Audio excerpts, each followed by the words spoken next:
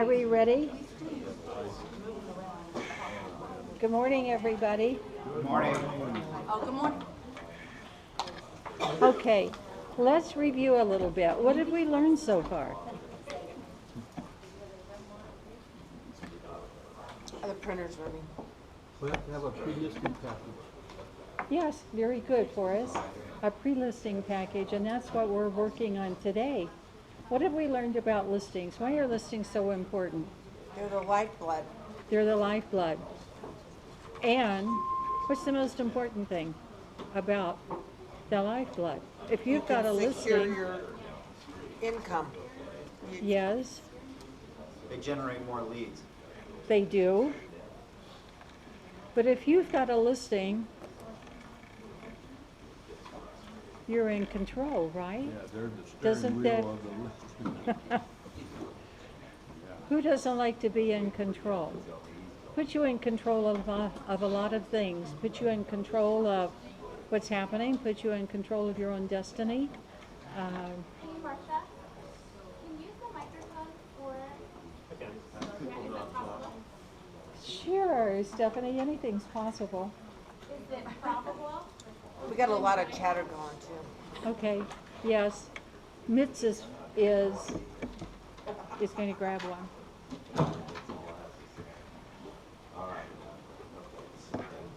All that printing's making a lot of noise. Okay. All right. No wonder I didn't get answers. Can you hear me? No, it's not. You have to turn it on. It is on. Oh, He's turning it He's on. going to turn it up. this is so nice, Marcia. Oh, thank you. Getting better. Keep improving it. Okay. Marcia, real quick, since we got Ryan sitting in here and half of them don't know who he is, Ryan's new here, but he's a veteran. Welcome, welcome, welcome. Thank you. 8 years at Guarantee and 2.5 over with Ramirez. So he's here with us now and just want everybody to know who he is. We're glad to have you, Thank Ryan. you. Glad to be here. Good. Okay. So it doesn't sound like this is working, is it? No.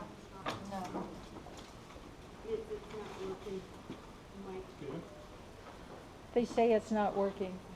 I don't hear an echo, so it must not be.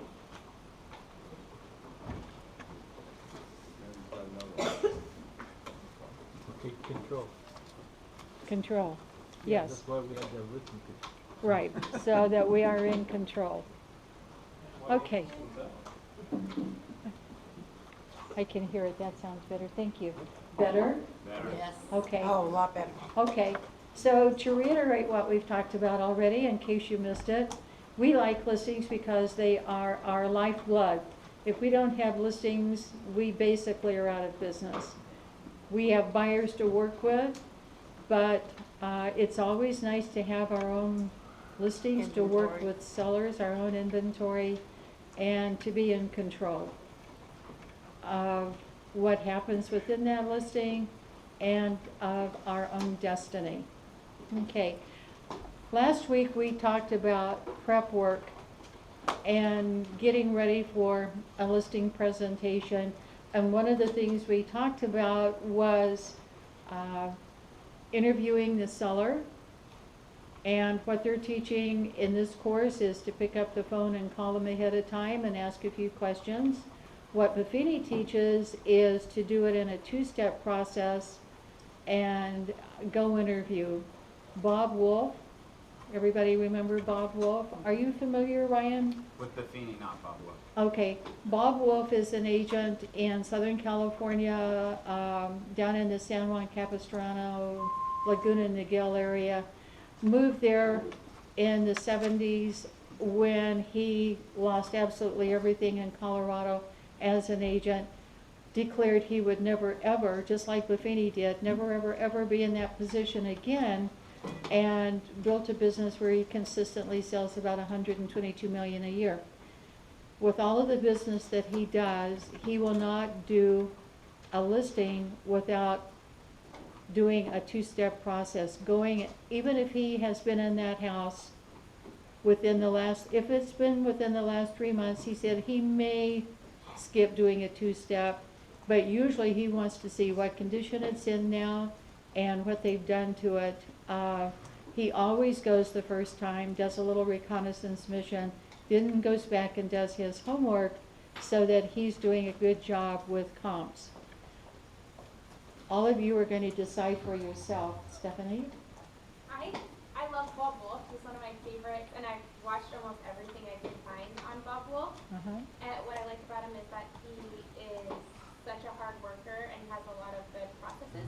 But for me, that would be a detrimental thing to do because we don't all have his pull. I think if people are hiring him, they know who he is, and they're going to hire him. There's less competition for him. So I think that would be really hard for someone who's newer to not let opportunities slip by doing that. That's my opinion. Okay. That's a valid opinion. I would love to get the listing agreement signed before I leave. Okay. But aren't you then going to first call and you're going to do some preparatory work before you go to that listing? And one of those steps may be to talk to the seller and find out a little bit about that seller and so on and so forth, right? Yes, what I do in the way that he goes and gets to see the home, when I do comps before I ever get there, I know a comp if it's in non-upgraded, needs a lot of work condition, I know a middle range comp, and then I know a top end comp. Okay. And that's probably what he gets to avoid doing because he knows before he runs comps the condition, but I just have those things and then it's helpful. That's good. So you've done some research, you've done some homework, you're prepared. Completely prepared, yes. Yes. And that, I think, is the key point, being prepared, knowing how to meet that situation by being prepared. Very good. Okay. So, using the method that they're talking about in our Titan book here, delivering something ahead of time, a pre-listing packet, so that your seller can be doing some preparatory steps, reading a little bit about you. I've made up a sample that I gave everybody. I think there are more things you could put in here. I don't think you want to have so much that it becomes burdensome to a seller, but I think that they are hungry for information and knowledge at the point that they decide they want to list their house and they've called you to make an appointment. If you've got something like this pretty much ready to go, here you go, Sal. You're welcome. Thomas, did you get one? No. Okay. Okay. Thank you, Marcia. Uh-huh. Thanks, Mitz. Okay, if you have given them something to look at, to learn a little bit about, let's go through this and see what you think and how you might use it, how it might help you then later on when you're there for your actual listing presentation. We're calling this a prelude. On the first page is just announcing what you're doing. In anticipation of our meeting in a few days, I'm sending you this package of statistical data on the local market, information about my company and me, and some documents used in buying and selling houses. This is meant to be light, informative reading. Please take a little time to peruse the contents. I believe it will make our meeting more meaningful to you. In the meantime, I am preparing a complete market analysis of your property with a custom marketing plan of action.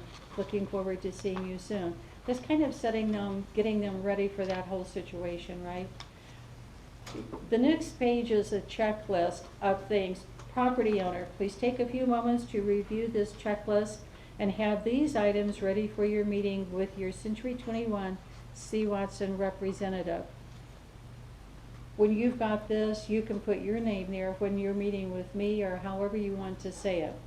And then this is a list of things to help that seller get ready. When we were coming up with this list, you thought you might just have one or two things, and the more we thought about it, there's a lot that a seller really has to do to get ready to list the property. Information that you as the listing agent are going to need to know. A list of all people on title. Before you even give this to your seller, you probably have pulled up the tax sheet And that tax sheet is going to show you what? The first two people on title. If there's two people, if there's more than two people, it isn't going to show. So that's the reason for this question.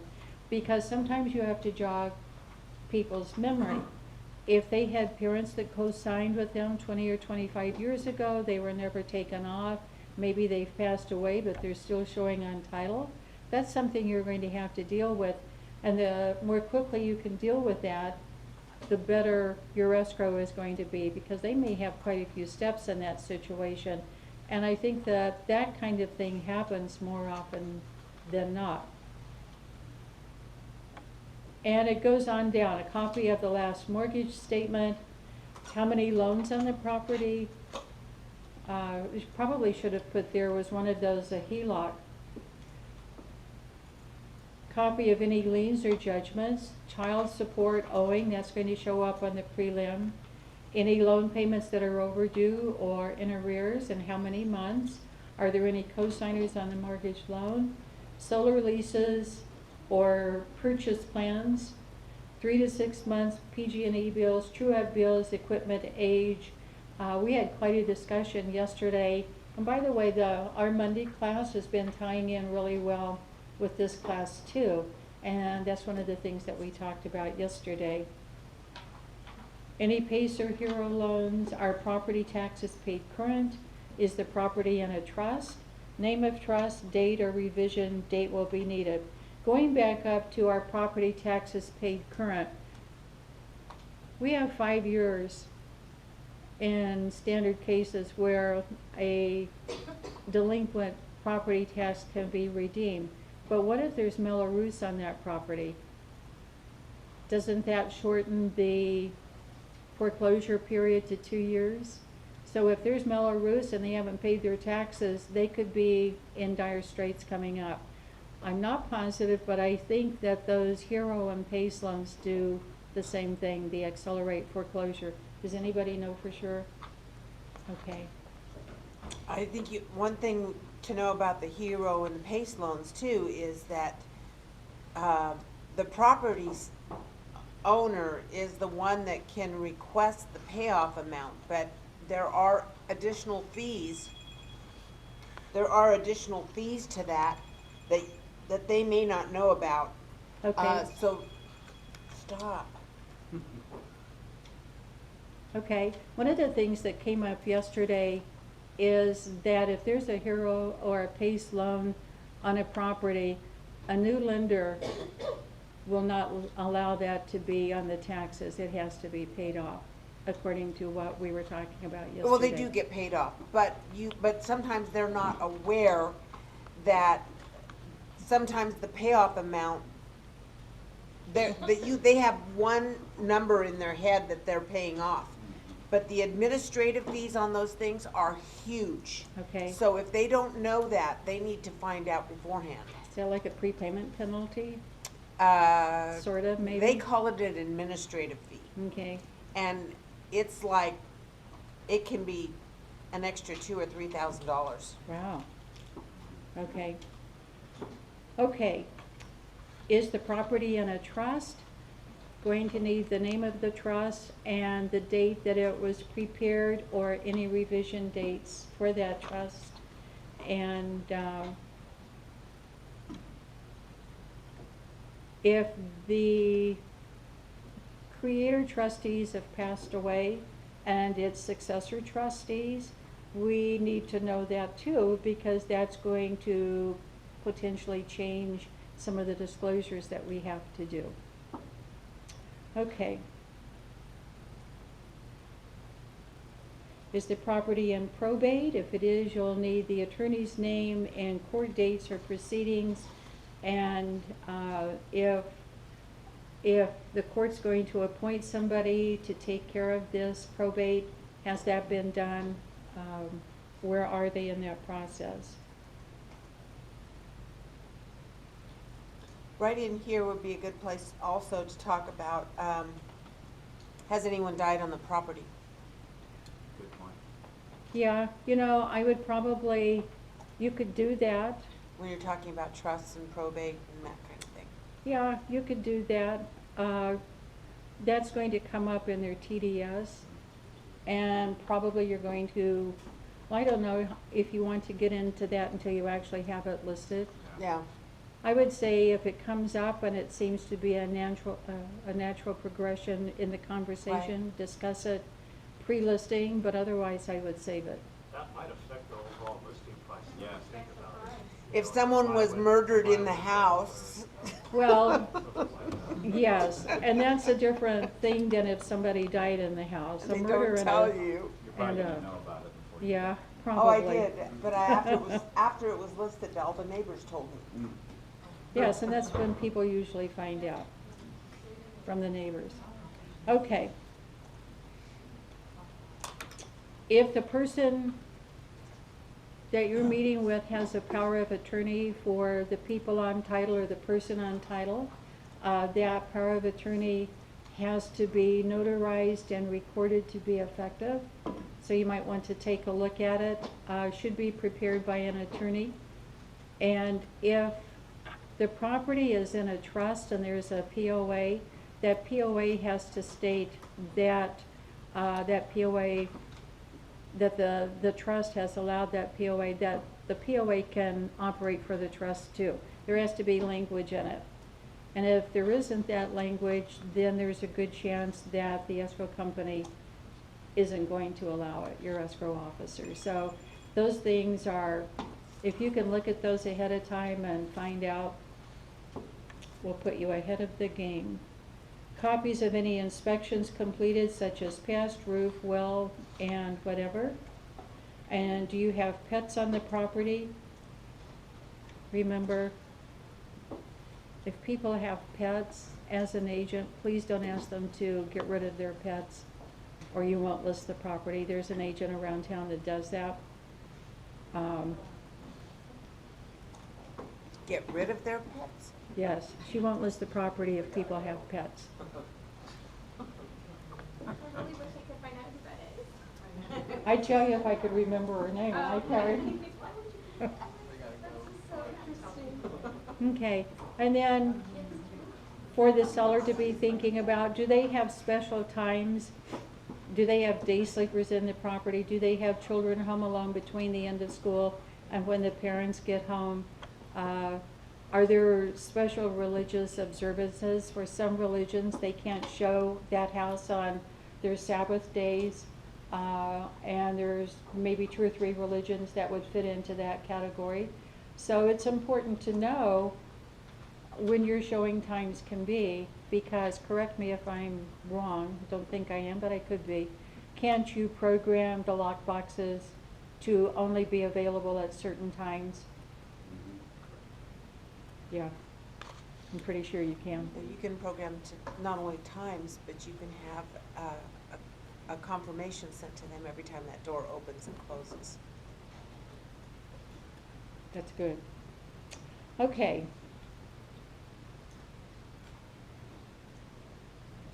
And then, this is something for the seller to think about. What are they going to be taking with them? What are they leaving behind?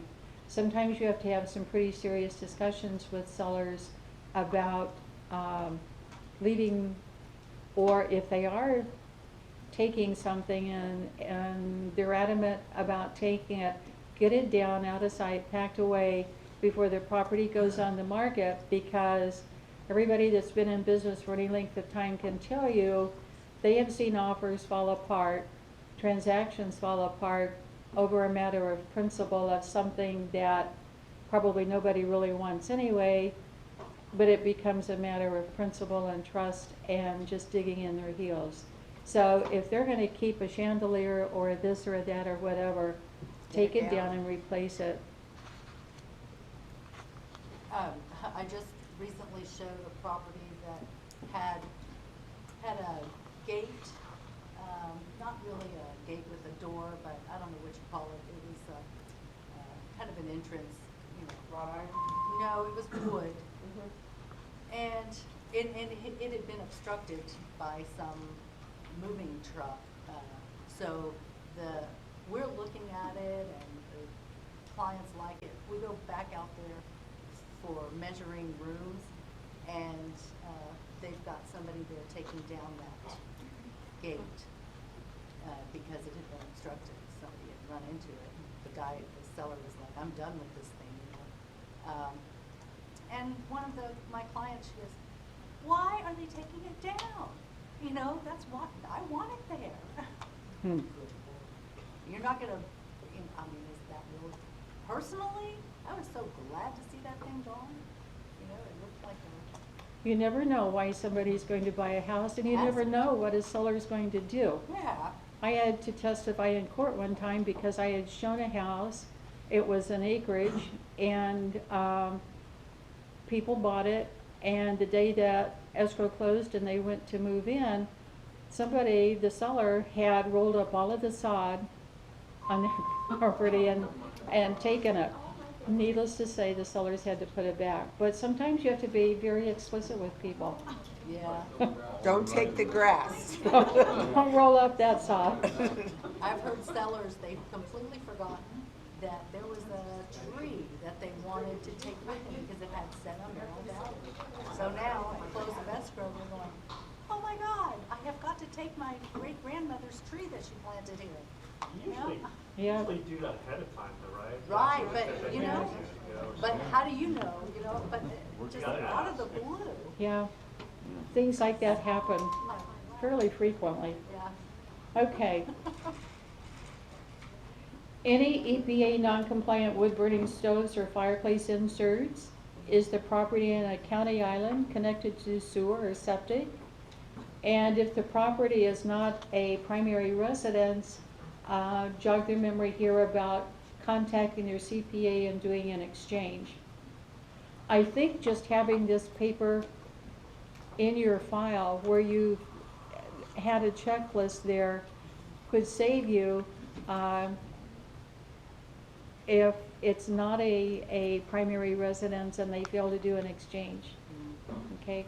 Oh, But there should still be a discussion. List of improvements completed during your ownership, lists an existing home, or is there an existing home warranty that can be transferred to a new buyer? HOA or CC&R documents, and monthly dues. If you can think of anything else, we can add it to it. But these are things to, if the seller has these in place when you go for your listing appointment, it should make things go much quicker because you can take them then with you instead of them having to dig them out and look them up. This is a good thing to help prepare. The other thing here is the meaning of an independent contractor and understanding commissions. That's good for a seller to maybe think about ahead of time. And then we've got something on our company branches. We've got something on C. Watson Financial. And then getting your house ready to market. It's some ideas and things for sellers to think about. In our marketing book that you're going to give them at the listing presentation, there is more information there for that. And then I just stuck in here this simple to do home staging that anybody can do. Some other things that I think should be in there would be a brief company history, certainly your bio, a copy of the listing agreement so they can be looking at that, and if you want to talk about your team, you maybe could put that in there. I don't think you want to put everything in your pre-listing packet because you need some things to go over when you're there for your presentation. But does this seem like something that you could use to get people ready? One of the things that they said at the conference was that she said there's some people that just throw it on the coffee table and leave it there because they're going to look at it. Maybe they don't look at it, but if you're up against another agent and no one else has anything like this or has given you anything, and yours is sitting on the coffee table. Yes. She said make it nice because it could be a coffee table item for a while. You know, I think that's true, Mandy. The whole purpose of this is to get people engaged and to get the process started. But in truth, You're if sitting in you've their got living room. anything that is there, you've already done more than so many agents do, right? And the more that you can do to show them how engaged you are as an agent, how important this is to you, and how you're going to help them. And I think for most sellers, are they going to be getting some information just in this pre-listing packet than maybe they're even aware of? And doesn't that list of things for them to start gathering up, doesn't that show already how much there is to listing a home? Things that you have to know about, and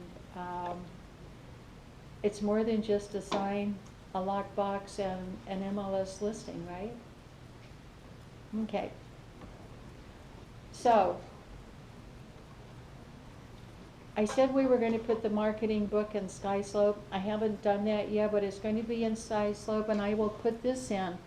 And then I can make some of these up, but I think it's best if you do it and add, and if you don't want all of this in, you customize it for the people you're working with and the way you want to do business, because that really is what it's all about, being able to customize these things for your own use, setting up your practice the way that you want it to be, right?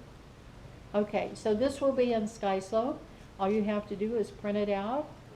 If you don't know how to set the printer up to do two-sided printing, we can help you with that. It's a very simple process. If you want to staple it, that's fine. If you want to bind it, we've got that available too. So however you like to do it, you can make it your own. But I would work on your bio sheet, have that ready. Little company history information, I can prepare a page for you for that. Is there anything else that anybody would like to see in there? Okay.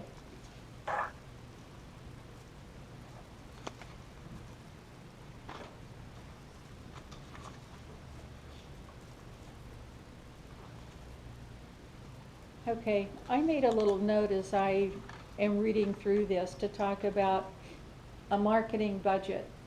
Do all of you have a marketing budget for when you've got a listing? Well, let's talk about that for a moment, because everybody should have. You should have a marketing budget, because as an independent contractor, you really have an obligation to spend some money. The company's going to spend some money. You have an obligation as an agent too to spend some money on your listing and to help. That listing agreement says that, well, a listing agreement is a bilateral contract with two promises, one from the seller and one from the listing company. What's our promise? To do our best to find a buyer for that property, which involves marketing, right? What's the seller's promise? To sell it if you bring them a buyer. His only promise is to pay a commission when we bring that buyer. And yes, his promise isn't to sell the property, it's to pay a commission when we find a buyer that meets his price and terms. Okay, so in our part, when we're setting up budgets for a listing, what are some of the things that we're going to be paying for? Photographs? Photographs, right away. Just listed flyers. Just listed flyers, yes. Social ad agent? Social, yes. I do a pre-listing inspection. A pre-listing inspection that you pay a professional to come out? You do? Okay. So they know everything prior to putting the home on the market. Okay. Does that include a pest inspection? Yes. Okay. All right. So that's a few $100s right there then. Yes. Okay. Joy? A broker's open house. Broker's open house? That Yes. could be, depends on what you do, $200 or $300. Could be, yes. The last one I did was 300. Yeah. Okay. So do most of you calculate a budget and have some, when you get a listing, have some cash on hand so that you can take care of these expenses, or a credit card where you can put it on your real estate credit card, keep track of those expenses, because what's the important thing about keeping track of all of that? Write-off. Write-offs, right. Offsetting your income with your business expenses, right? Okay, very important to do. Okay.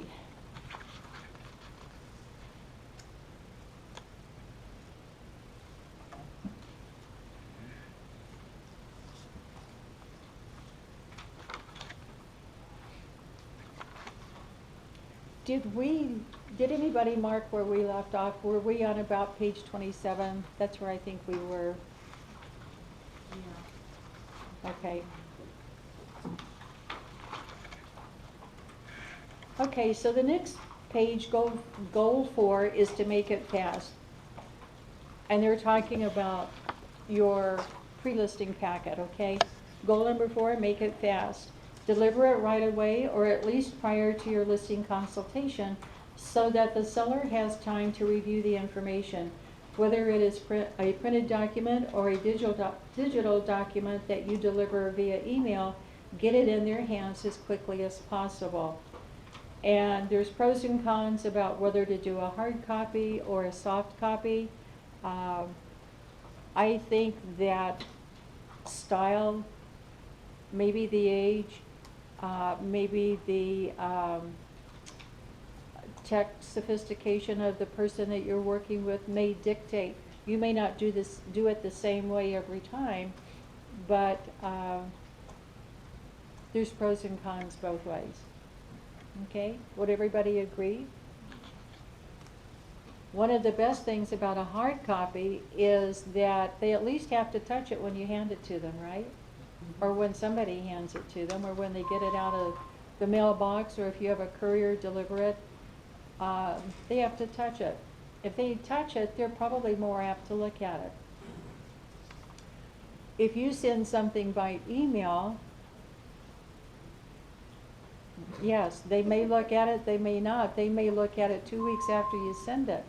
I can tell you from our experience here, emails aren't read a whole lot. So I would be a little more judicious about sending something by email. But if you've got their communication style and how they want to do it, let them know, I've sent you an email. Maybe send them a text or call them or knock on the door. I sent you an email. All of that stuff we talked about is there. Some of that I need for you to review before I meet with you whenever your listing appointment is. Okay? One of the cons, and maybe this is true, it's more expensive to create, and it can take time to prepare and print. That's why we've tried to do this work ahead of time, so that you've got it available to you, and then you can customize it the way you want with your biography, with your whatever you want to put in there, or take out. You may feel this is way too much and you don't want to send that much, so you decide. And down at the bottom, Titan Talk, timeliness matters. If I schedule a Wednesday appointment, I want the sellers to have the packet in their hands no later than Tuesday. It's my first chance to demonstrate my speed and that you're good for your word, right? I have this packet I'd like to drop by. I think it will have some helpful information before we meet. I'll get it to you by tonight at 5 p.m. or tomorrow morning, or I'm going to drop it in the mail tonight. Our appointment isn't until a week from now. You should get it in plenty of time for us to be able to talk about it. Okay, makes sense to everybody? Okay.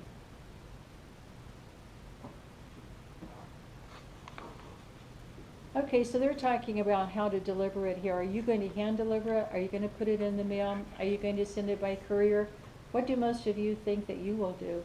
How are you going to get this in the hands of the seller? Drop it off in person. Drop it off in person? A good old Bob Wolf trait, huh? Anybody else? What are you going to do, Stephanie? We always like to hear what you're doing. So I've done both before.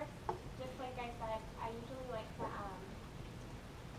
get it signed right when I first go, but in some cases it's great to drop by when I work with older people. I really love to do that and they don't seem to mind. But younger people really, I feel like, don't like people at their house as much, so it's kind of like email would be better, and then you go only during the scheduled time, not just kind of show up without them knowing. And Yeah. so I really do think you're right that it depends on the person Yeah, for everything. really does. Okay. Okay, and where to go from here? Based on what you've learned, how will you develop or reconfigure your prep work?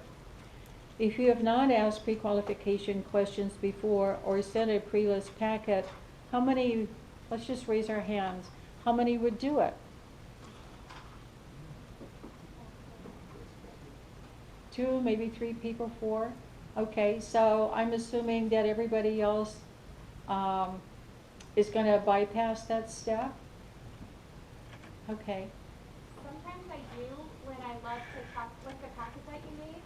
Sometimes it's really nice to ask people the questions directly rather than give them the paper because it makes them know that you're on top of it. true. Okay, Well, then they could have the answers to those, I mean, that doesn't, eliminate those questions coming up at the listing presentation. But they've already had time to think about some of the questions that you're going to ask them. okay, And to interrupt that, Yes, Ryan. and sellers will forget. They Yes. will forget, and they'll be calling you, oh, you know what, it's all in the packet I left.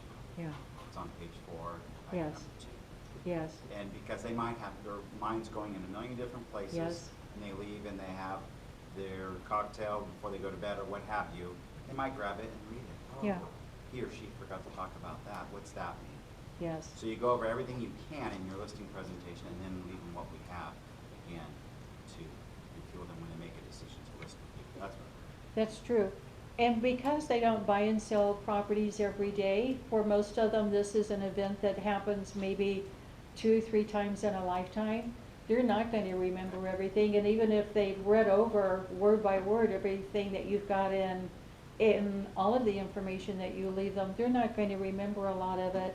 And it is good, and you're exactly right, Ryan. Remember that book I left you? If you go back to page 4, it describes in great detail. And that's not putting them on the spot or trying to make them feel bad. That's just sort of a refresher for what they've already looked at. Yes. We had, a couple of years ago, we bought a new trailer and we were brand new to travel. And when we went to pick it up, they spent 2 hours with us, going over every little detail of what to do and how to do it and and we left and we got out in the nowhere and what did he say to do? How do we do that? You know? And so we called in, he goes, oh, I left a little packet in the door and all the things I went over with you are in that little packet, just like Ryan said. Just flip through there and you'll find the solution, how to change a fuse, how to do whatever. It was really nice. And how did that make you feel? Other It made than me nice? feel secure, secure. confident. Yeah. At least I knew what to do. There was so many things that I could not remember. And a lot of times when you're at a listing presentation, they're listening for numbers. They're listening for commissions, they're listening for prices. Bottom line to the proceeds and the time. Yeah, right? and then they forget the stuff that went Yeah. before that. That's true, Joy? I think that, well, I've never really done a pre-listing package. I think that I've always felt like when the listings that I've always gone to, I've only lost one to a competitor. And I've always got them signed on the spot. I didn't want to lose it. Mm-hmm. And I guess it really kind of just depends on whether or not you feel like dropping something off is going to, if you're in competition with somebody, or you feel like it's going to be a secure thing and they're working with you. I guess that's how I feel is you know, whether you're in competition with somebody and you're trying to persuade them to use Okay, you. what if you don't know? Well, exactly, that's what I mean. Because they probably aren't gonna tell you. Mm-mm. Right, if you feel like And maybe you're in that's- competition with yourself sometimes. Yep. So, yeah, but everybody is going to make up their own mind. Yeah, This is not here to say you can't go on a listing appointment unless 2 days before you've given them a pre-listing packet. That's not our goal at all. Our goal is to give you tools to work with that is going to make your life and your job easier and better and more effective. So you decide, okay? It's just there for you. Is there anything that somebody can think of that you would add? It says, what questions will you add to your pre-qualification call?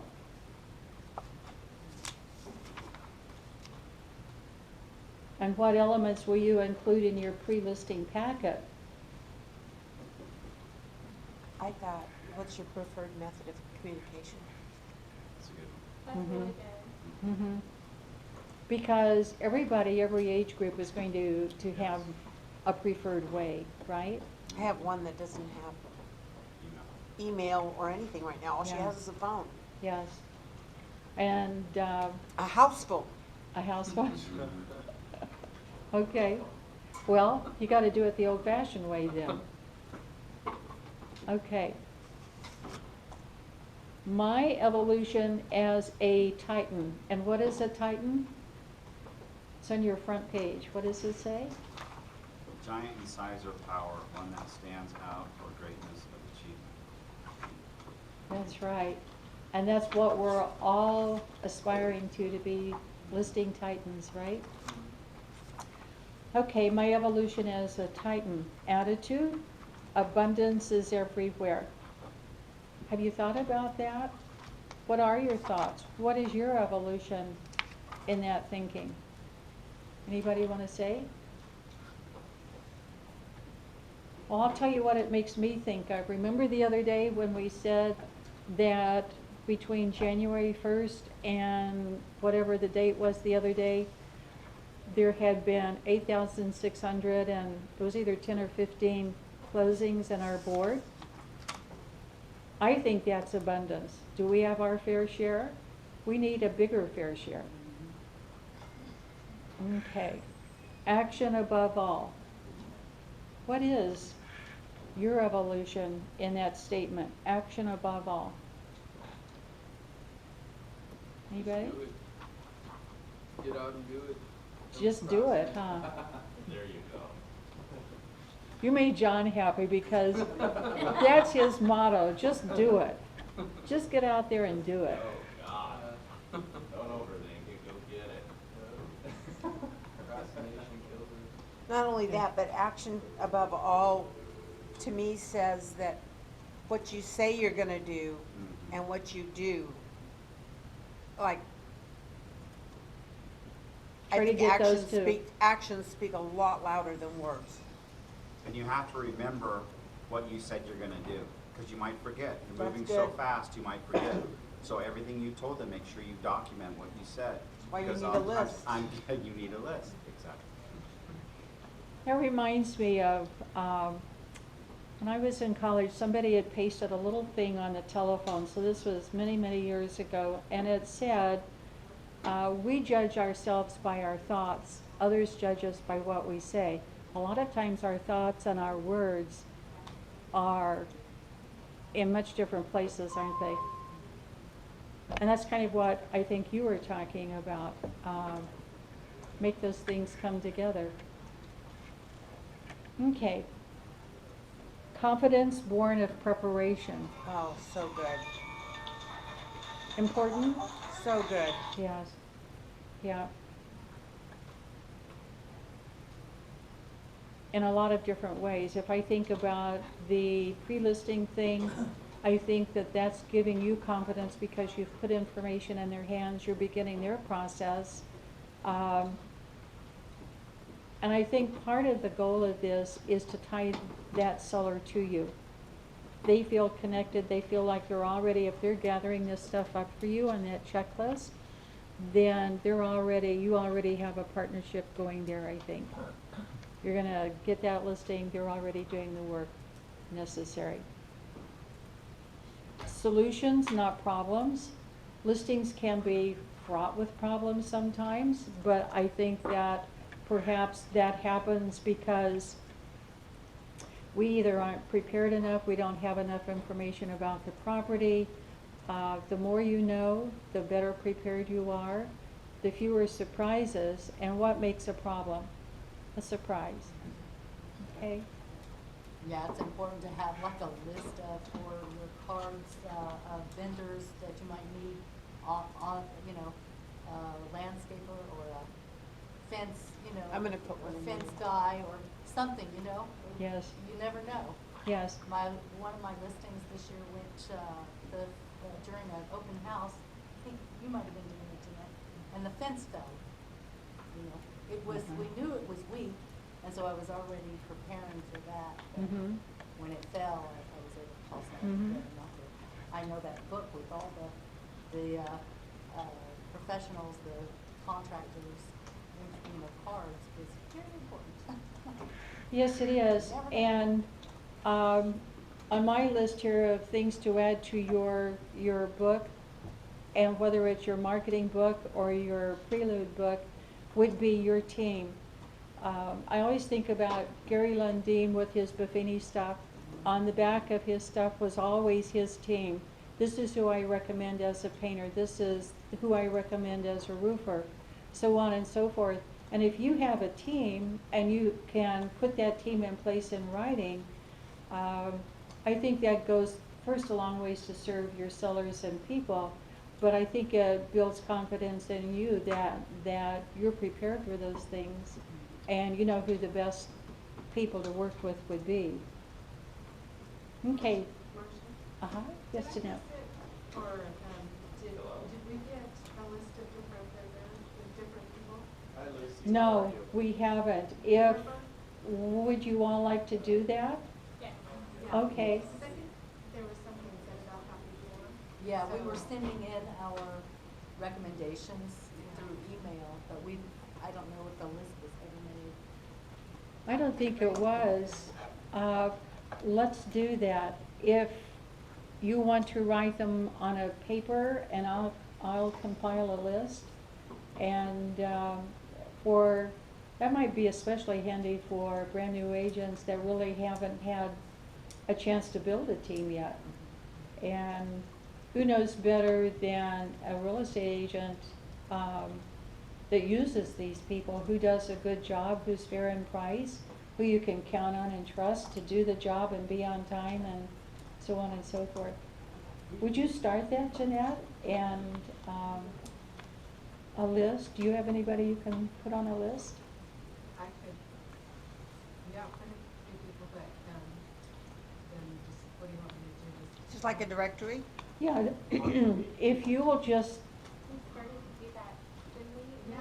We used to have a booklet. It was Did we? when Jerry Jones was still here. Oh. And it was actually a nice trifold and everything. Do you remember that, Natalie? okay, Yeah. so that would have been more than 14 years ago. It was a while back, but Yeah. it was a nice production, but it was very expensive. Okay. Well, we can do something like that. I would just recommend putting it in our, you know, where you're putting this whole thing out. Have a list of vendors. Okay. Make it up, Okay. Can we just, Okay. like, everybody write down what the one Sure. together? If everybody would just make a list of you like for different things, I'll type it up and get it in a nice format so that you can include it. There'll be space where you can add other people as you acquire more people that you like. I wish we had like a Rolodex with their business cards, because, you know, as you go along, you might want to add someone, Mm-hmm. you know, and It's good to we have used to have three. business cards Yeah. for, Maybe, like I said, just each of us next week can bring that deal and Yes, that would be great. Okay, then. good idea. Okay. If I can add to what Ryan just said, he said it's best to have three names, because as a new agent and you're setting up inspection,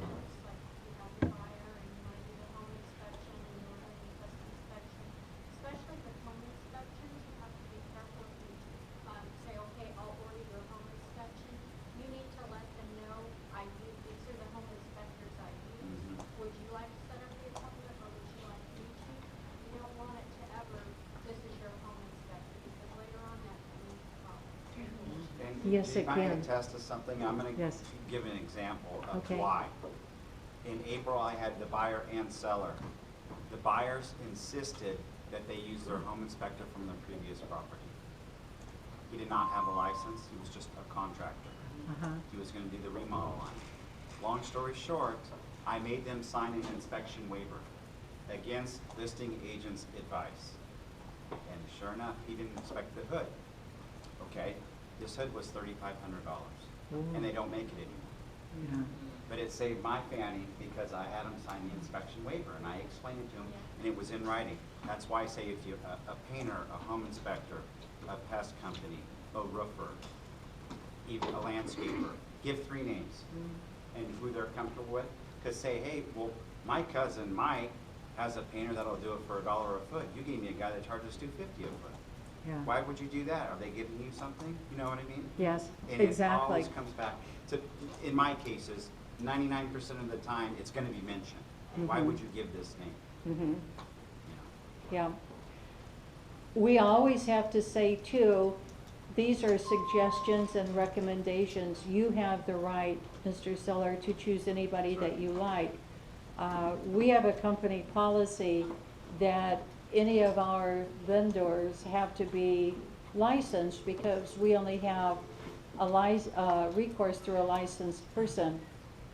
Home inspectors actually are not licensed. They're the only group that isn't licensed That's right. here in California.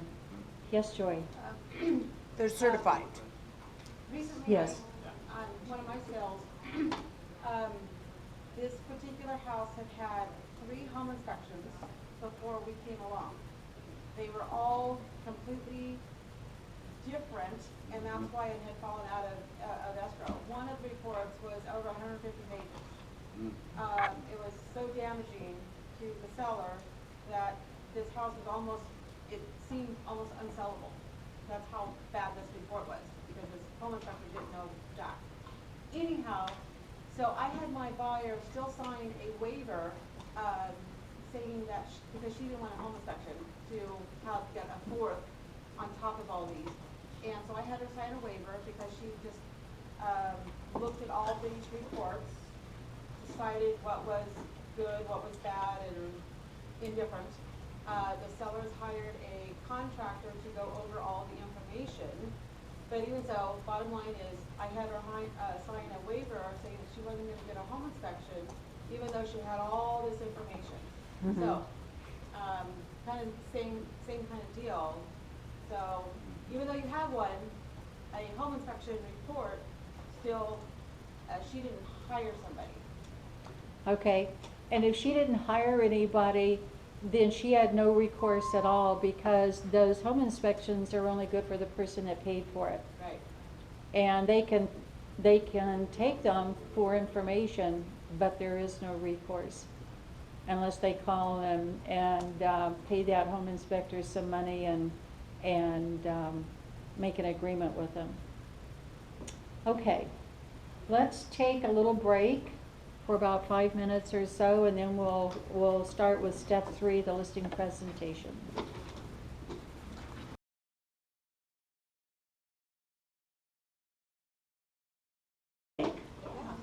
Are we ready to get started again? That important announcement is that Patty's bringing lunch today at 11:30. Did you all get the message? Yes, yes. Okay. I'm sorry? Did you see how we just crafted? Yeah. That's great. Also, in this, right next to our mail bins is a third-party vendor drawer. And in there you will find, home inspectors, handyman. Mhm. We used to have a big room full of cards, and Elba has set it up so that, because we can't have that out anymore. Mhm. So Elba has set it up there, and they each have a folder, and so you're welcome to go to that bin and put together your own stack of cards if you need something. Yeah. That's a good thing to remember, that drawer is there. And for new agents, I would say ask around. Ask who your neighbor's using and who they recommend and so on and so forth. Okay, are we ready to then progress to step 3, the listing presentation? Why listing presentations matter. Listing presentation, a meeting between the agent and seller prospects in which the agent learns more about the seller, demonstrates their ability to represent the seller in the transaction, and closes for the listing agreement. When do you begin closing? And what's a soft closing? Anybody that's been through Buffini? Anybody remember? Where's Stephanie when we need her? Soft closing. A soft closing. Doesn't he say we're always closing? Yes, and isn't it asking questions Right. that they respond with Right. yeses, and you're working up to. And if you're doing your presentation and they're ready to get the paperwork done, do the paperwork. Stop everything you're doing and do the paperwork, because you can lose somebody if you drag it out. And Buffini's got a good thing about that too. She's back. What was my question for? What's a soft closing? Stephanie, what's a soft closing? Are we talking about for getting a listing? Uh-huh. Well, if you're at Or an when- appointment. Or when a check comes and you don't have your file yet? Yeah, that's a That's a soft. hard But the check's here. I think when you just don't put a lot of pressure, is that what you're? Yes, you're asking questions and, or they're giving you maybe some kind of a signal. I'm ready to do this. I don't need an hour's presentation. Can we just sign it? That's Yeah. right. Yeah. Yes. And when they're ready to go, then that's when you do the signing, okay? Especially with a dominant personality, you're gonna lose them. They're gonna Yes. shut up and Well, you never know your what's, pen or mine. what's going on in their lives. Remember Brian's example of this guy had made an appointment and he was an Alabama fan and there was an important Alabama game on that day, and she wanted to do a 2-hour spread no matter what, and all he wanted to do was get her out the door. And he would have signed if she'd have just pulled out the listing, but she didn't, and he became very frustrated and would not list with her then, called somebody else and said, look, I just want to sign the paper, I've heard it all. Mhm. So if that's where they are, that's what you need to do, is just get that listing signed. But if that's not where they are at that point, then you have a listing presentation that really needs to be presented, okay? The listing presentation is where you win market share, where the transaction is launched, and where titans of inventory are born. So what is that telling you? You have to have a good listing presentation, something that you're comfortable and confident with, something that you've rehearsed, and something that has some truth and some teeth in it, right? Okay.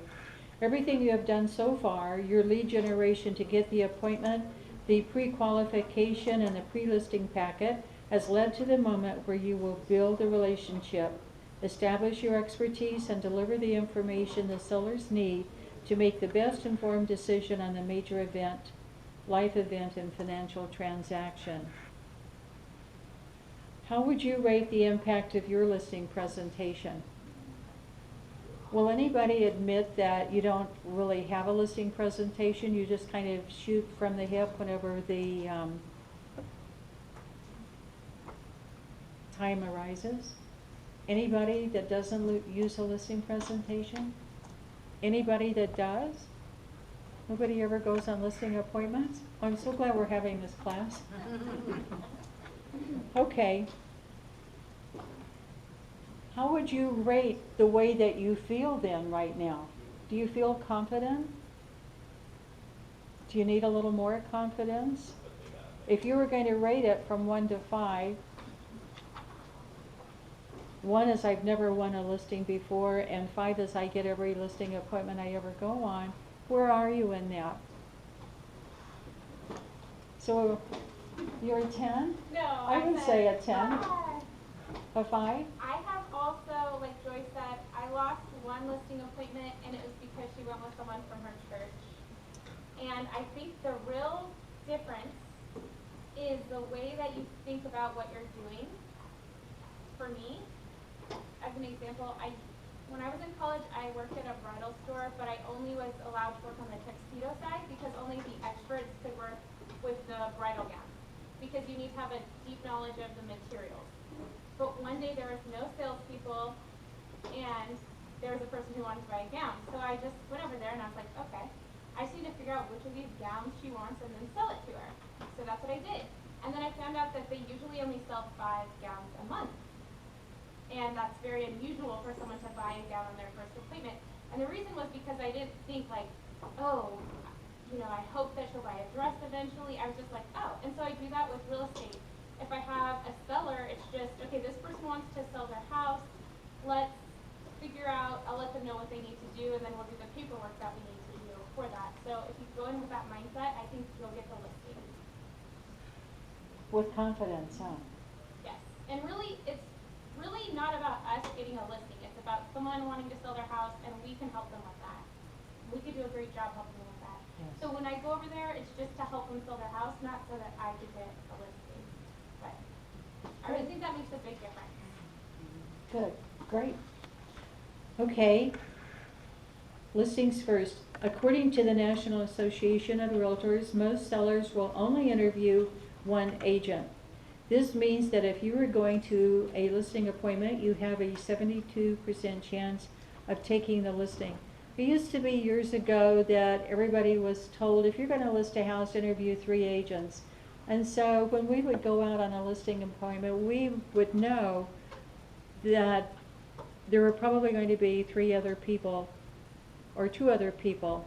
And we had a 1 in 3 chance of listing that. And you wanted to be the best, with the best presentation. And there was a lot of psychology about, should you be the first one there? Should you be the last one there?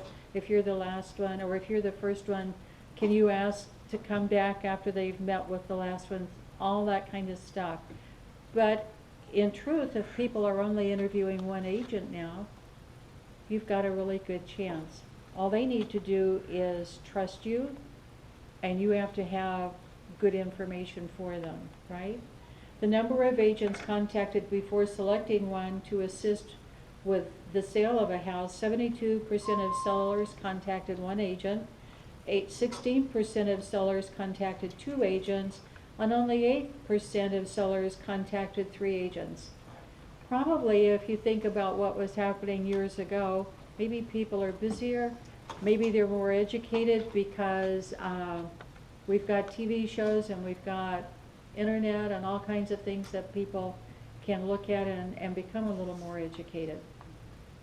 Increasing your odds, because we know what sellers are looking for from their agents. GoList has been specifically designed to increase your odds of success in these 2 areas. Help pricing the house to get it sold quickly, 39%. Help marketing the listing and finding buyers, 37%. A great listing presentation can help you increase your odds by closing the seller before they interview anybody else. And isn't that a special skill? To get them to close and to get that paperwork signed. If they feel that you're the best and you've got everything they need, why go through the other 2? Let's just get this paperwork signed and I can start working for you right away. Don't have to wait until tomorrow. My job starts as soon as your signature's on the page, kind of thing. Differentiating you from any competing agents that sellers may have interviewed previously.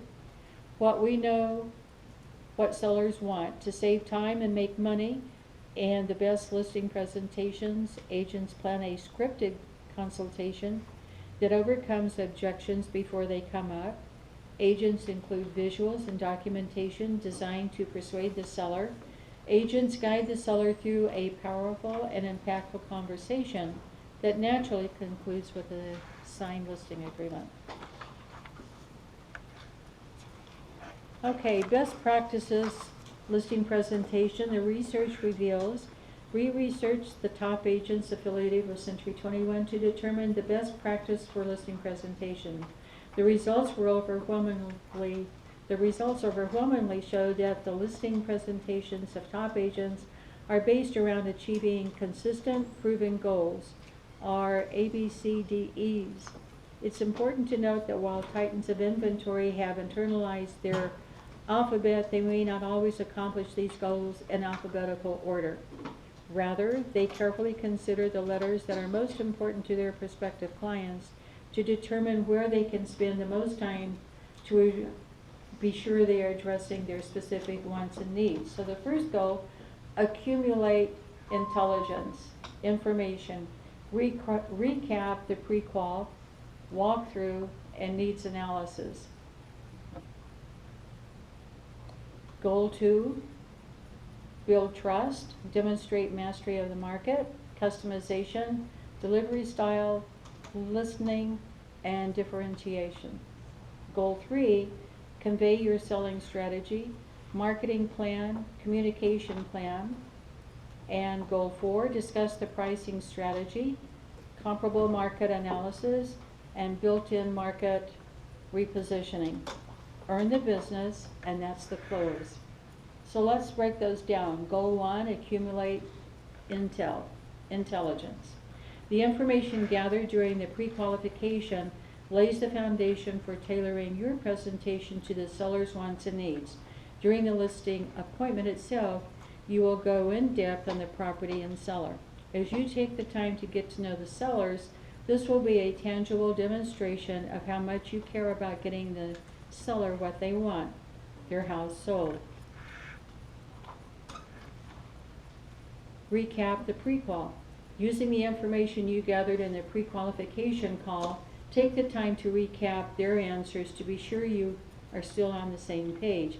Confirming the pre-qualification information helps paint a complete picture of what your sellers are looking for, so you can provide them with the services and results they expect. Demonstrate your professionalism with your notes. They will know you were truly listening. Get back into rapport through dialogue. The tone is conversational, not interrogational. Avoid assumptions by getting clarity where necessary. So what were some of those things that you found out in that pre-listing conversation, whether it was in person or over the telephone? Motivation. Their motivation? Yes? Anybody else?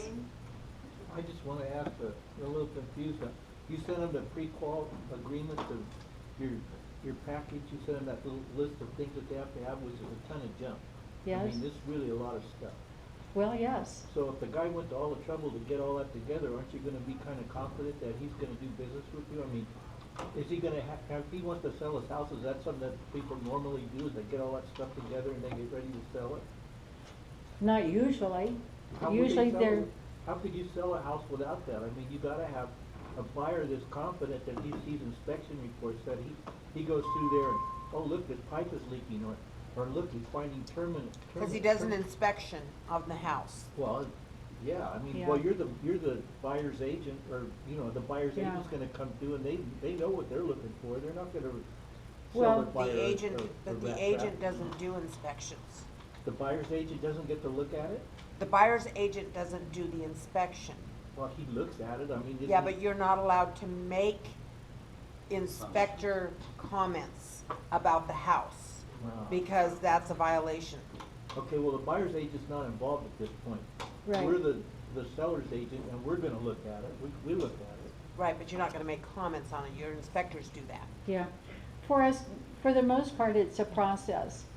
And you go through this process, and I think especially as a new agent, by doing those beginning steps, getting that information, finding out, and then part of the process is reiterating that information that you found out. When you reiterate that information, It's coming up with a that's report. showing that you listen, that you care, and you're drawing that person in. So it's part of the process. Okay, Joy? On my last, listing, in the initial conversation, I had had with the seller is I had just found out that, both of his parents had died. And so he needed to sell the house because it was his parents' house. In the conversation, I needed to find out, if he was on title, because obviously that's very important, and how title, was. If there was a will, if there is a living trust, if he's in the living trust, you know, all of that information, in dealing with that kind of situation. And, if there's probate, blah, blah. So in that kind of particular situation, this was my conversation, the road I would down. Yes. And that's an important road because sometimes people assume that because they're a family member and they're in line to inherit that property, they don't realize the legal process involved. And that happens, you kind of had an experience like that too, Mandy. That happens more often than you would guess, really. Right, if there's attorneys involved and, you know, Yes, I mean, there's just all of that. so many different kinds of questions. Yes. Mandy? One of the other things that she discovered with the deaths on the property and when there's been a death in the family or whatever, I think you said it last week, you're dealing with an emotional buyer. So, So- That was emotional seller, Yeah. so tread lightly. Oh, and one more important thing, did they die on the property? Did you have to disclose that if And they how died long on the property ago? the last 2 years? And how long ago, yeah. Yes, last 3 years? Last 3 years. Yes. 3 years. Yes. But emotion is Yeah. you said tread lightly. Yes, tread lightly. Okay. Okay, so you're reiterating what you've already found out. You're moving to Southern California, or you're moving to Mississippi, or you're moving to Panama. If they're moving someplace, When would you like to be there? yes, how soon do they need to be there? But one of the questions you can ask is, oh, by the way, do you have an agent where you're moving to? Because that's a great opportunity to refer them and get a referral fee out of that, too. Okay? And if it's locally, if they aren't working with an agent, which they probably aren't if they're working with you for the listing, that's a chance to represent them in that sale or that purchase of a new home too. So those are important questions to ask, okay? And the time frame, you want it to be there by what time? And what else is this showing you, these kinds of questions? Not only is it giving you reference points, but the urgency, it's really telling you in the price range where you're going to put them in that price range. If time is more important and they've got to get it done quickly, they're going to be at the lower end of that range. And if they've got all the time in the world, but they can't buy their next house unless they get every penny they need from this sale, that tells you they're probably going to be at the higher end. And there's some discussions that go along with that too then. And then asking the amount. Do you ask a seller if they have an idea of how much the property is worth, or do you let them know what you, I don't ask, they'll what tell you you. think? They'll tell you? Oh, absolutely. Okay, I asked. I love to ask that question before I go. But I do ask. Yeah. okay, I wanna know their mindset. uh-huh, Everybody looks at Zillow now. Yep. Oh yeah, Yeah. that's another good thing to do is to look at what Zillow says their property is worth because that's what they think it's worth. Absolutely. Did anybody write down what she said that the fine print was under Zillow from the thing? Remember she said, I don't know, ask Martin, he has my book. oh, where's Martin? I'm over here.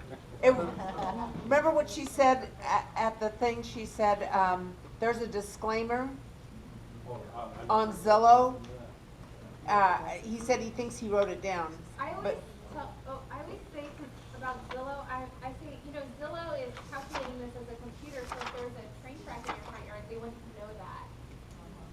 worried, just say something outlandish about it, like that, because it's true, just. Zillow's not very accurate on their price. Well, they're just using statistical data, they're That not they buy. analyzing. Yes. I didn't write it down.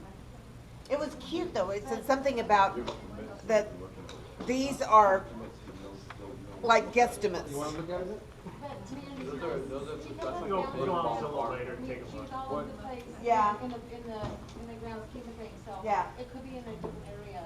in the Oh, book. yeah, it could be. She said something about the disclosure that this guy had in his thing, and it said something like Zillow is, Oh, Zillow is a guesstimate or something like that. Yeah, I did I write can't that remember. down, but it's further into the book. You know, there's two things to tell people about Zillow, especially when they bring it up. One is that they go by zip code usually, and there can be a lot of different kinds of properties and values in a zip code. The other thing is that some of that information on Zillow is so dated that it isn't current, and it's, sometimes those houses that say for sale aren't for sale, and it's just not real reliable information. And a lot of times I give the example of like Woodward Lake, say, where you've got all the different levels right there in that Right. one. Yeah. Well, and I came up with a perfect example, recently, I sold a client a condo a couple years ago. She called me and she said her condo was worth $240, and I'm like, wow, that's fantastic, okay, great. I looked it up and I'm like, barely worth $150, and that's because Zillow was taking all of the houses around her. And so I'm like, way off. I've had to explain to sellers too, who he thinks there's a lot of land worth 95,000 because Zillow says it's worth it. When you got an appraisal done 3 months ago, it's only worth 53. And I tell them, don't get confused. Zillow's gonna give you a big ballpark of what it is. It's not accurate. Yeah, not accurate. That appraisal is accurate. It's hard to overcome that sometimes, so I think we have to really sharpen our skills for how to overcome Zillow. Is that your biggest obstacle usually in a presentation? Yeah, Because of what the internet says is real. yes. And I like that disclosure, I hope Randy finds it. There's one here, but that's not, this isn't the one she said. It said incorrect or missing home facts may affect your home's estimate. All calculations and estimates provided for informational purposes only. Actual amounts may vary. They don't read that. Oh, you Yeah. gotta read it again. They never read that one. They I don't won't think get- everybody heard it. Just download it right now, but it says, Listen, Can you hear? For informational purposes only, actual amounts may vary. Actual amounts may vary, A lot. it's for informational purposes only. informational purposes only. Okay, so part of what it's telling us on this page also is that you're going to go over these things. It's nice to have a script, but it also says, according to the personality type of your seller, know when to bring these things up. You don't have to have a 1, 2, 3, we're doing it in this order.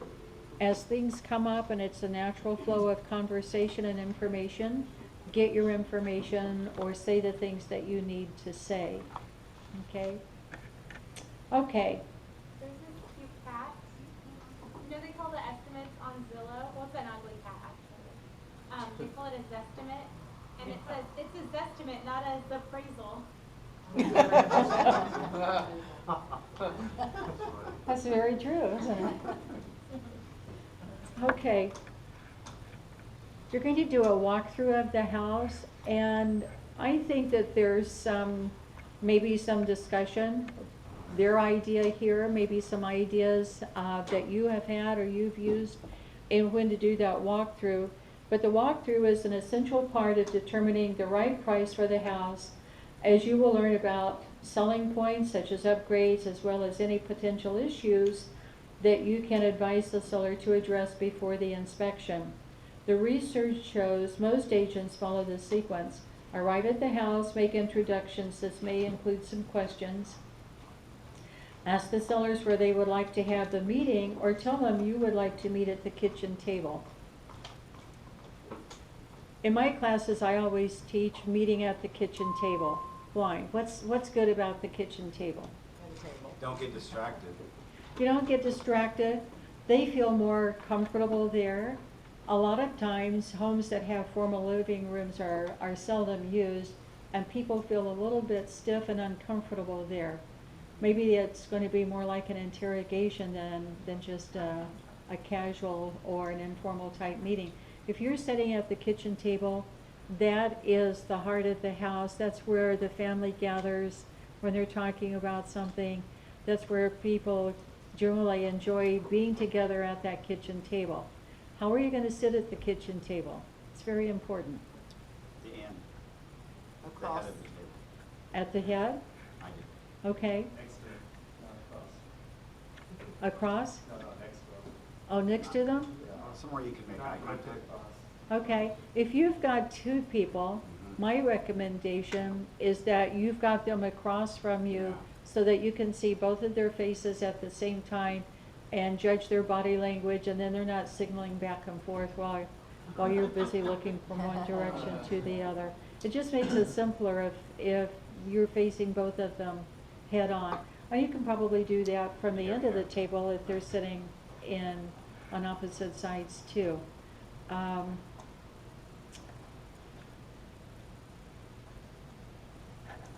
think I've told some of you this before, but I can't remember where I got this information, but if you want to be in a powerful position, sit at the north side of the room. Right? What I find is they're gonna sit where they normally sit. At the Every dinner night table? At dinner, yeah. Yeah. And the husband's gonna be at the end, and the wife is gonna be there, so I will just naturally take that seat. You know, Yeah. across. Okay. I don't feel comfortable telling them where to sit, because I think they're just gonna normally take their seat that. Yeah. And generally they will. But if you have a choice, if you're given a choice and you sit on the north side of the room, that's the power side of the room. Okay.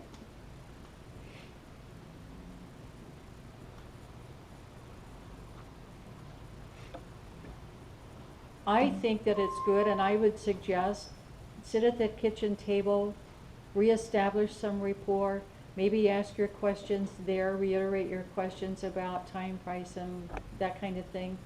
And then ask to see the house, and then there's a question, do you want to look through by yourself? Do you want them to accompany you as you go through?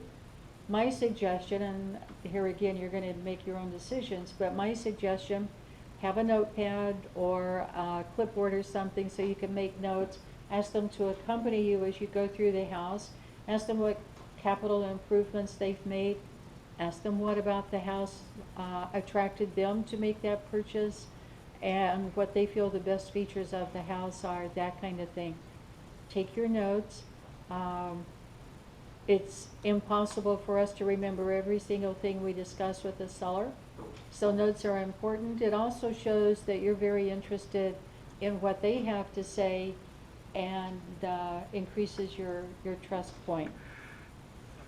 Okay, ask permission before you ask questions or begin taking notes. And as you go through, I've brought my notepad today. If it's okay, I'm going to take lots of notes. I work better when I can see when my memory's refreshed, or whatever you want to say. And before you start asking questions, by the way, is it okay if I ask you a few questions as we go along? That's part of your soft closing. If they say yes, and what are they going to say? No, don't ask me any questions. That's your whole purpose for being there. They're agreeing to that. You're building that yes factor already with a soft close. Okay? Take pictures of specific features, and I thought this had something interesting to say. Ask permission to show your respect for a unique, good picture, Mr. and Mrs. Seller, that's an asset that may increase the price of your house. I'd like to take a picture to make sure my photographer knows that I want to feature it in my marketing. Is that okay with you? You're taking pictures of things to give instructions to your photographer, and I thought that was kind of a different idea. Include the seller. Advantage, build rapport and get the details on any upgrades. This is the most common approach. To set expectations, you might say, I noticed that outside, a positive feature, a privacy fence, great landscaping, it's on the cul-de-sac. I'm excited to see the interior of the house. So there you've already said something positive on the outside. It's leading to something positive on the inside. As we walk through the property together, please point out what you love most about it and anything you have upgraded or remodeled in each room. Or, if you're going to do it without the seller, the advantage is that it may save time. If you're short of time, you can evaluate the property without being influenced by the emotions of the seller, so on and so forth. Okay, so that was your first goal, to accumulate some intelligence on the property. The second goal is to build trust. Trust is earned when actions meet words. Demonstrate your mastery of the market. Your professional opinion, backed by a thorough command of the facts, can be enough to win the listing. However much the sellers may have researched their property online, they do not have the comprehensive market insights that you can bring to the table. You know, Mitz put a new feature on my computer the other day, Mitz, and I've used this twice already. It's really interesting. It's that trends report on the MLS, and you can pull up, if you're a person or you think your seller's a person that likes charts and data and information, that program on our MLS is wonderful. It's going to show a lot of information, and I think this is something that you can either include in your presentation or maybe put it in your prelude package to show that you've done some research. Give them a chance to look at this little snapshot of the market. There's several pages there, and it shows different things like for Souls, how many days it was the average days on the market, or the average selling price to listing price, the percentage, and different facts like that.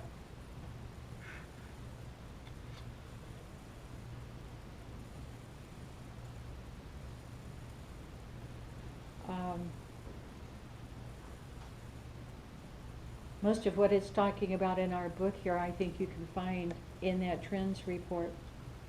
Okay, agents who can speak to these 4 factors can give an accurate snapshot of the impact market conditions have on that specific property. An example conversation: I've heard that it is a hot market or a slow market or whatever kind of market it is, and generic information.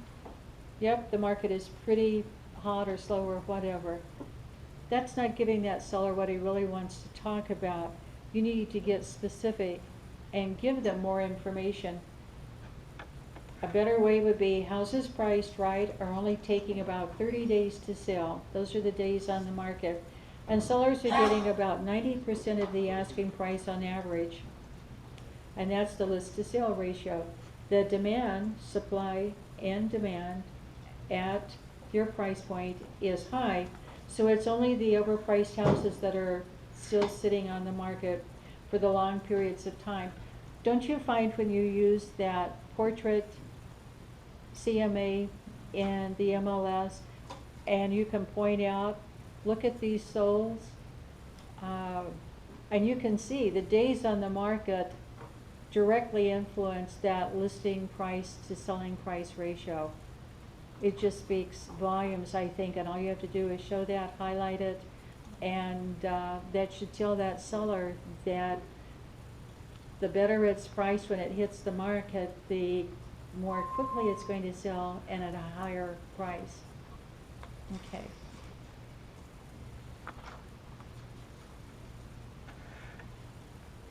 And our exercise here is get the facts. In your market, what are the current statistics in these 4 areas? Days on the market?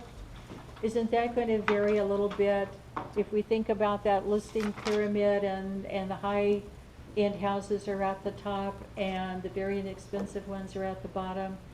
And most people are moving around in that median range someplace.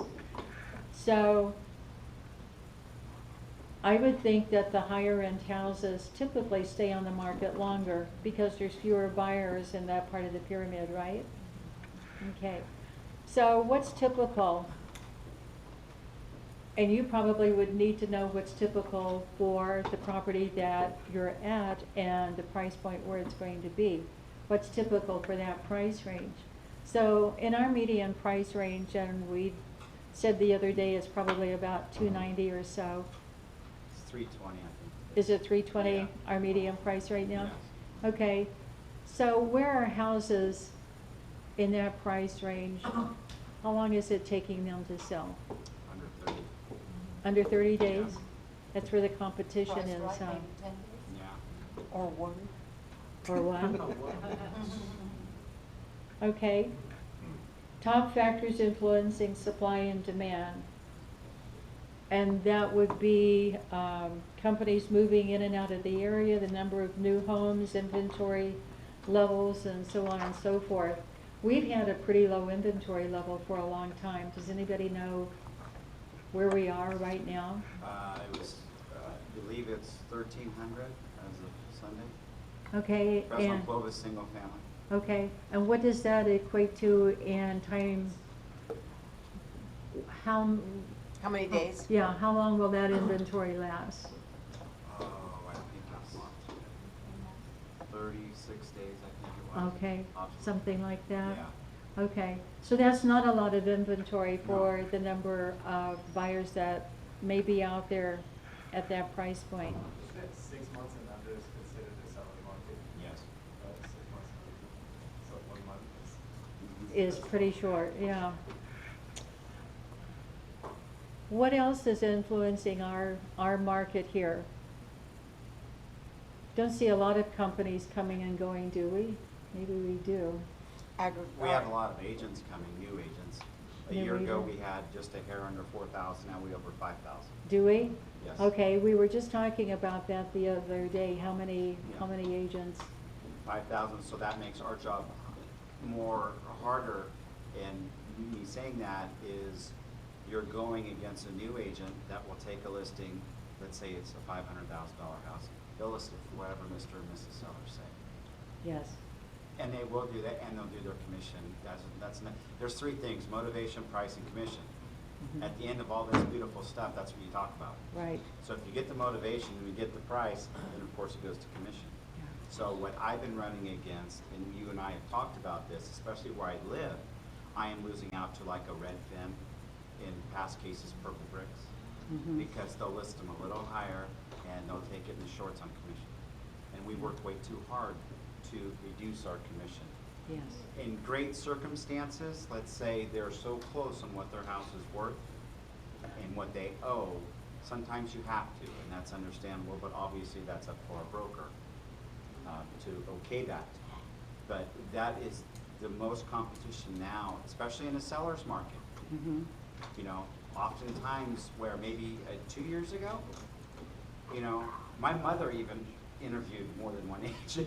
It was kind of a joke, but they'll interview sometimes more than 3. And basically, experienced agents are all gonna pretty much say the same thing, more or less. Like Century 21, the bigger name companies, so a big name behind them helps. That's why I'm here. But then it comes down to, we want to price it at $550 when it's really worth. Well, Mr. and Mrs. Smith's house sold next door for $490. Oh, but we've had this round sound. Okay. All right. $500. And then they said they do it for well, I'm sorry that the service I'm providing you, standard commission is 6%. And kind of throw that out there, not aggressively. And after you've done this presentation and dotted your I's and crossed your T's, I'll say, you know what, he or she, they're worth 6%. And we are. And sometimes that's hard when you haven't had a listing in a while, or a closings, and you want it so bad. I'll take it $100,000 overpriced and I'll do it for $4. I've done it. And we have to think better of ourselves. We're a better agent than a better broker than that. And that's, in my personal case, some may attest to this and agree with me. That Melanie, that's, They'll just list things for 2%. yeah, and especially in the higher end homes, let's say 500 and up, these people think they're smarter than everyone. And I want to share this with everyone. So what I did, and this was my personal house, and so everyone think, especially in Copper River, like you mentioned Woodward Lake, great example. Copper River is their glorified tract homes, and I lived there. But my neighbors said, well, I did this, this, and this, and this, and this. We have the exact same house right down the street. I think it's worth 600. And I said, well, I did this, this, and this with receipts, and I applied for an equity line. Real estate agents need equity lines, right? We have some months. And I gave this to the appraiser. This is what I've spent in the last 6 months. They gave us 20% of what I paid. This is real helpful in listing presentations. Well, I have surround sound, or I spent $50,000 on this pool.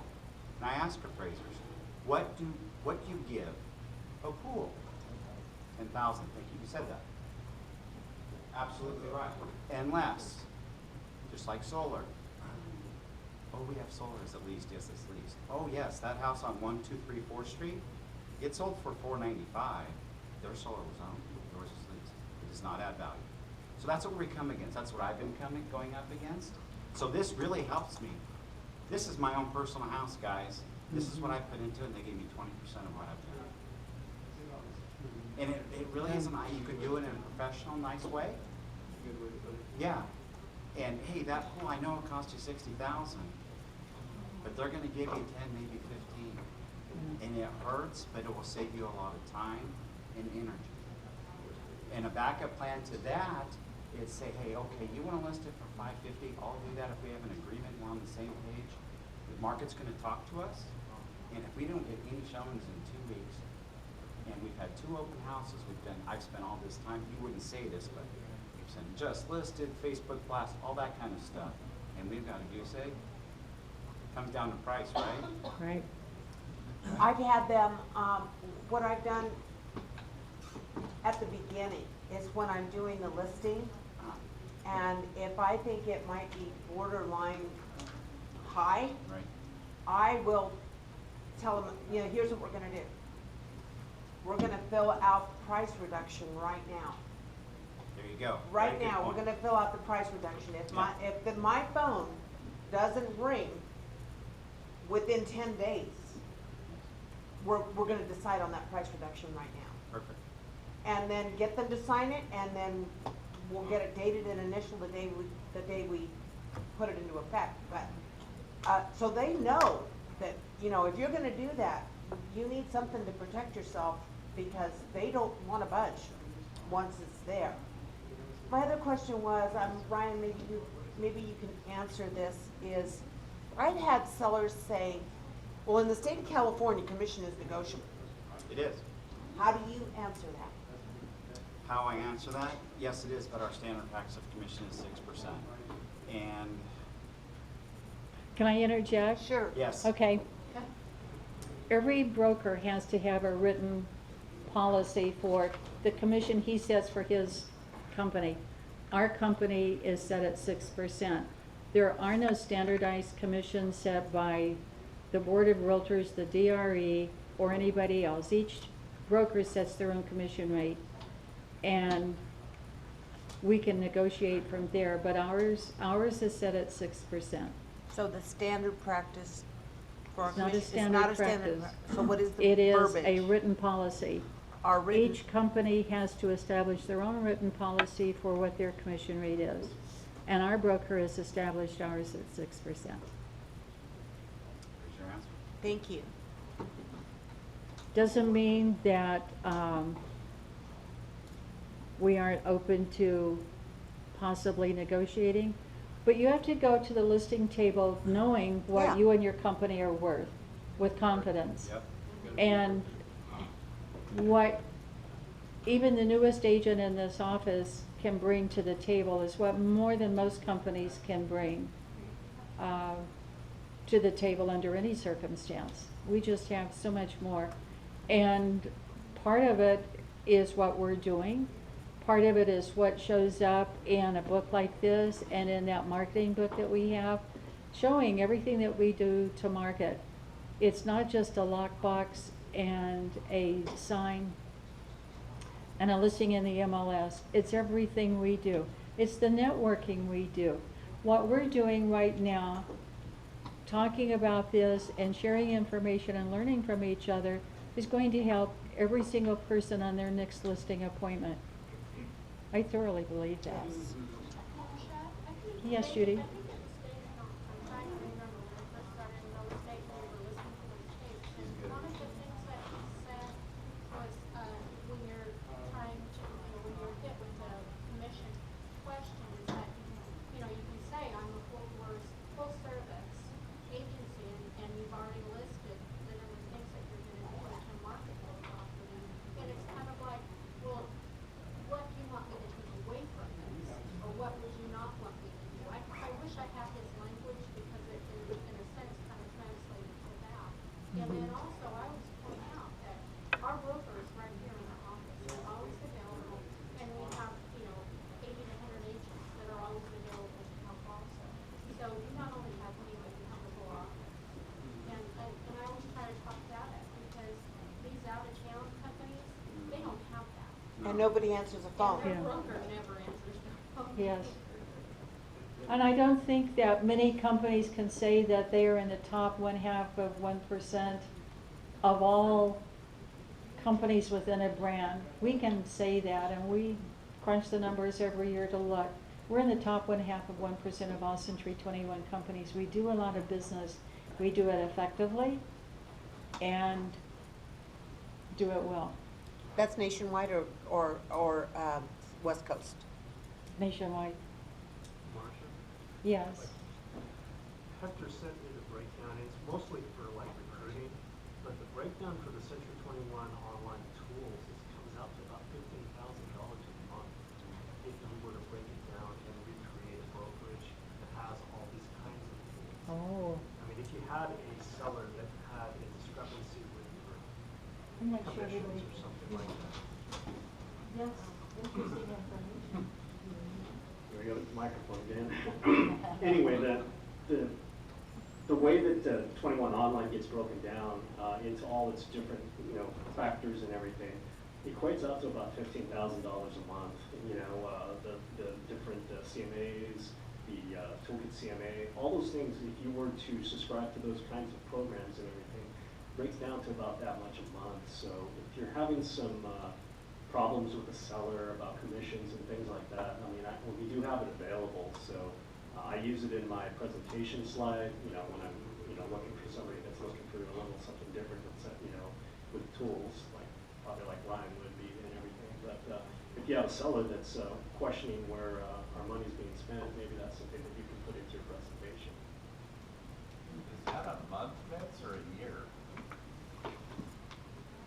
I don't remember now. Thanks, John. I'm sorry, yeah. I think you're right, I think it's a year. I'll find out, I didn't mean to blow your Well, I mind have the up. slides. Sounds good though. Sounds I good. just know what about selling some things. Okay, You as know, that's long on as, video, John, right?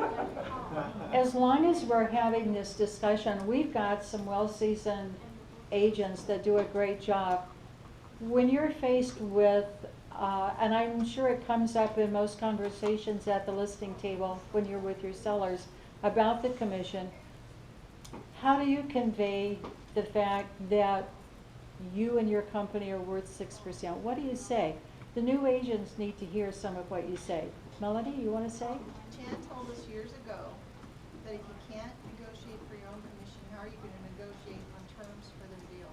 That is They get so a buyer. very true. So you If I start cutting cave it at the in right beginning, now, you don't get it later.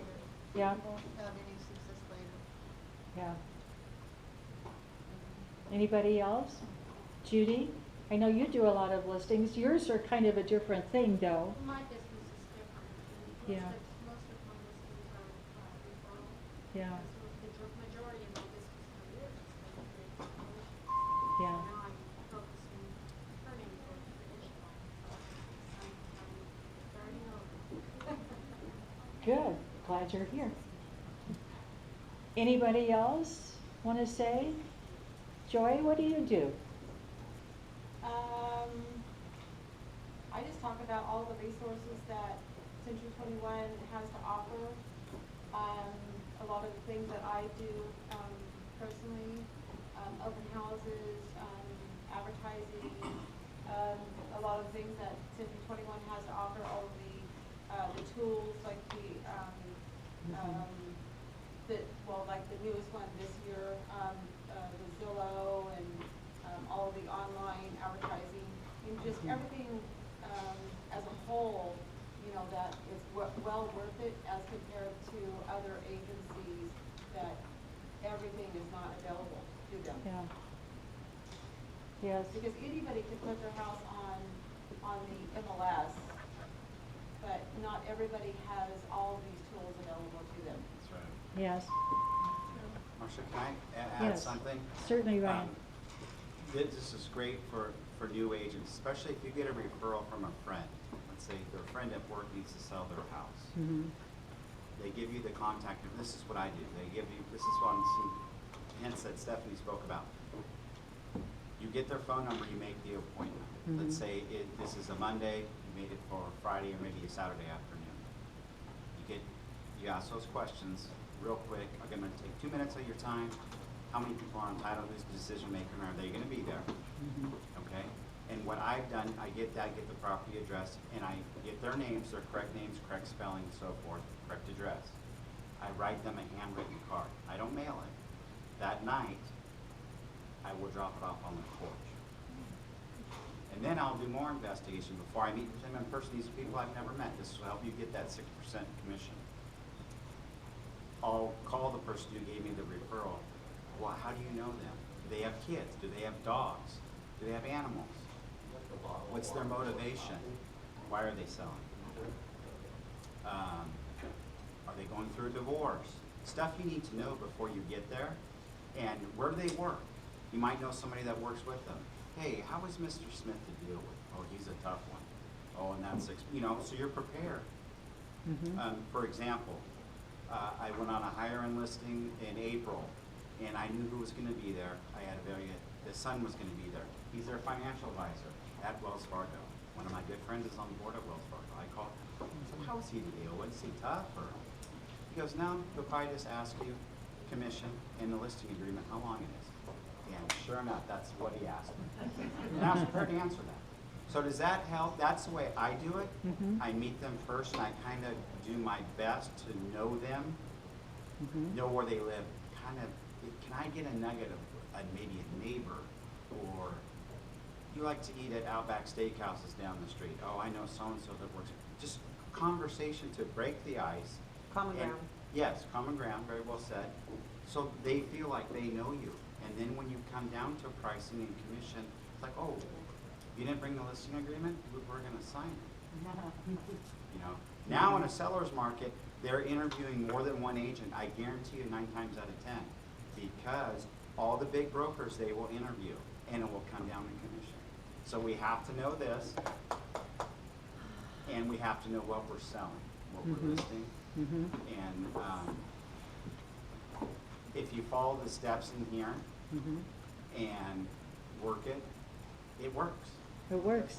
And also, since time and money is very, are Yes, important very well factors to said. the seller, also giving them your own personal stats, like how many Yes. days on the market, Yes. are you, Right. Yes, getting a absolutely. deal closed, right? If there's no And- motivation there, sorry to interrupt, from your seller, you're dead in the water. You might as well just turn your phone off. Because if you're overpriced and there's no motivation, yeah, you might be able to convert some sign calls, or you will convert sign calls. and maybe pick up buyers or future listings to Mhm. send out a just listed in the neighborhood. Mhm. But if your pretty picture's on that sign and it's been there 6 months, you think the neighbor down the street's gonna list with you? Yeah, that's true. Let's talk for a moment about what you cannot say when you're negotiating a commission, okay? One of the things that you can't say is, if we don't list it at 6% and another agent is looking to see what the commission rate is in the MLS, they won't show it if it's not 3% on that page. You cannot say that, okay? Anything else that you shouldn't say?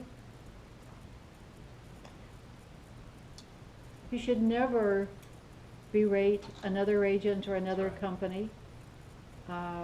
That's not good policy, and it goes against our code of ethics, okay?